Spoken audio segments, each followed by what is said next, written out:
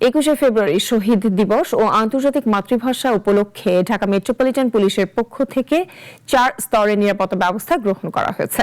দিবসটিকে কেন্দ্র করে নিরাপত্তার কোনো ঝুঁকি নেই, তারপরও সর্বোচ্চ নিরাপত্তা ব্যবস্থা গ্রহণ করেছে ডিএমপি। রেজা রায়হানের প্রতিবেদন। 20 ফেব্রুয়ারি রাত 12টা থেকে শুরু হবে মহান শহীদ দিবস ও আন্তর্জাতিক মাতৃভাষা দিবসের আনুষ্ঠানিকতা।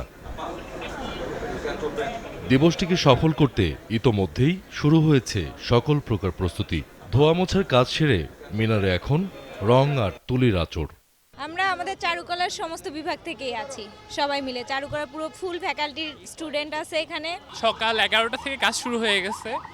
প্রথমে মূল বেদি থেকে আলপনা করা শুরু হয়েছে, তারপর আস্তে আস্তে নিচে আসবে।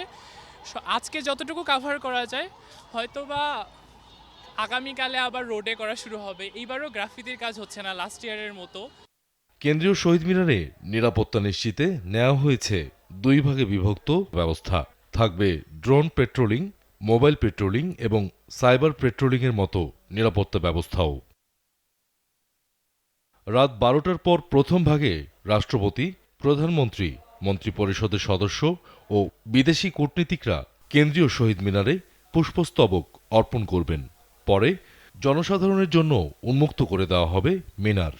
প্রতি বছরই ঢাকা বিশ্ববিদ্যালয় চারুকলা অনুষদ এই দায়িত্বটা নিয়ে কাজ করে, যে আলপনার কাজটা, শহীদ মিনারের সাজসজ্জা। তো গতবারের মতো আবারও সেইভাবে কাজটা শুরু হয়েছে। তো এখানে শিক্ষক এবং শিক্ষার্থীরা উপস্থিতিতে এই কাজটা হচ্ছে।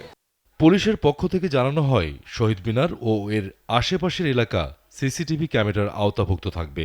থাকবে বোম ডিসপোজাল টিম, সোয়াট team, fire service, medical team সহ অন্যান্য টিম। না, এরকম কোনো নিরাপত্তা ঝুঁকি নেই। সাদা পোশাকের পাশাপাশি যে নিয়মিত বিশেষায়িত যে ইউনিটগুলো রয়েছে সেগুলো সবসময় সার্বক্ষণিক প্রস্তুত থাকবে। এর বাইরে সাইবার নিরাপত্তা জোরদার করা হয়েছে। আশা করি সার্বিকভাবে যে 21শে ফেব্রুয়ারির যে অনুষ্ঠানটি সেটা সুন্দরভাবে অনুষ্ঠিত হবে। ওই দিন কেন্দ্রীয় শহীদ মিনারে শ্রদ্ধা জানাতে আসা সবাইকে পুলিশের পক্ষ থেকে শৃঙ্খলা মেনে চলার অনুরোধ জানানো হয়েছে। রেজা রায়হান, নাগরিক, ঢাকা।